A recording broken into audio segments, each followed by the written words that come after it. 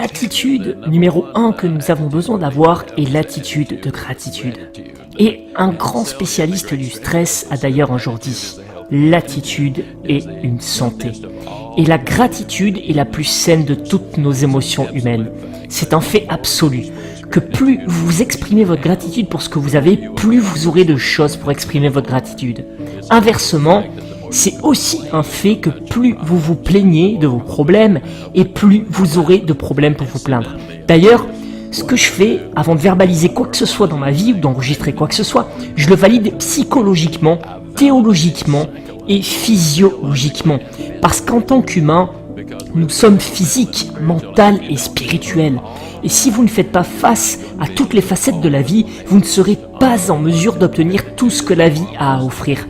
Et la gratitude est une attitude merveilleuse et un merveilleux point de départ pour obtenir plus de bonnes choses dans la vie. On dit souvent que le succès est mesuré par certaines des choses que vous avez, parce que l'argent peut acheter, mais il y a aussi toutes choses que l'argent ne peut pas acheter. L'argent achètera votre maison, mais n'achètera pas votre cocon. L'argent achètera de la compagnie, mais pas votre ami. L'argent achètera du bon temps, mais pas votre tranquillité d'esprit. L'argent achètera votre lit, mais pas votre nuit de sommeil. Maintenant, voici quelque chose d'assez fascinant.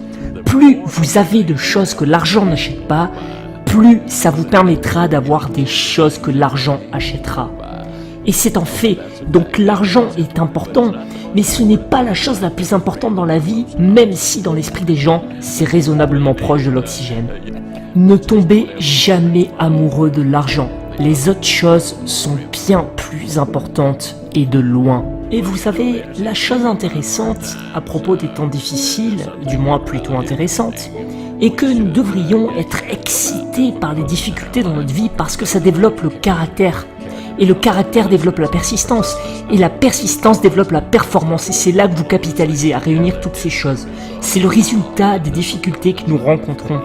Quand vous êtes en roue libre et que tout est rose, c'est merveilleusement bien. Vous savez, du genre, mec, j'ai tout ce qu'il faut, c'est cool. Eh bien, figurez-vous que c'est souvent là quand on commence à tomber. Un de mes amis a écrit un livre intitulé « Vous ne pouvez pas grimper une montagne lisse ». Il faut avoir un endroit abîmé pour enfoncer le pied et un autre abîmé pour enfoncer l'autre pied et ensuite vous avancez. Donc on doit regarder le problème, on doit le comprendre. Vous ne coulez pas en tombant juste dans l'eau. Vous ne vous noyez que si vous restez là. Vous n'échouez pas en vous faisant renverser. Vous échouez si vous restez à terre. Et j'ai remarqué quand j'étais enfant que certaines personnes portaient de beaux vêtements, vivaient dans de belles maisons et conduisaient de belles voitures. Certaines personnes jouaient au golf et faisaient de beaux voyages. Et j'ai remarqué que dans chaque décennie de ma vie, il se passe exactement la même chose. Peu importe l'époque, même si elle est bonne, certaines personnes doivent toujours se battre financièrement, alors que certaines autres personnes, même en période dure, ont quand même réussi à survivre, et pas seulement à survivre, mais à s'épanouir. Parce qu'ils ont compris quelque chose qui est très basique. Individuellement, il n'y a rien que nous puissions faire sur l'économie nationale, mais il y a beaucoup de choses que nous pouvons faire pour notre économie personnelle. Et quand nous acceptons la responsabilité de ça, nous commençons à chercher activement des solutions, des opportunités pour en faire un succès, une réussite. Dans les bons comme dans les mauvais moments, j'ai remarqué exactement la même chose. Cela a à voir avec notre attitude. Trop de gens sont dans un stade avancé de pensée puante. Et quand vous vous débarrassez de ça, alors tout le reste commence à être beaucoup plus beau et à sentir bien mieux. Vous savez, les recherches montrent qu'environ la moitié d'entre nous est né optimiste et l'autre moitié est né pessimiste. De mon côté, je suis né comme un optimiste et je suis reconnaissant pour ça. Je suis le genre de gars à prendre mes 2 derniers $ pour acheter de l'argent avec. Je veux dire, c'est comme ça que je suis structuré. J'irai chercher Moby Dick s'il le fallait dans une barque et j'emporterai même la sauce tartare avec moi. Laissez-moi insister sur ce point. Dans le dictionnaire Noah Webster de 1828, vous ne trouverez jamais le mot pessimisme, vous trouverez le mot optimisme. La nation était plus jeune, nous avions l'exubérance de quelque chose de nouveau.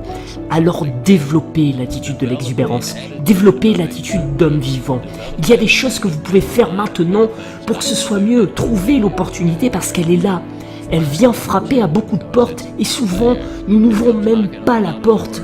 Maintenant, laissez-moi insister sur un autre point. Afin de devenir totalement et complètement phénoménal dans votre vie, vous allez avoir besoin d'une grande poêle à frire. Connaissez-vous l'histoire de Jim Corbett. C'était un ancien champion du monde des poids lourds, il aimait pêcher. Un matin, il était dehors à faire son tour et il a remarqué qu'il y avait un pêcheur sur ce lac.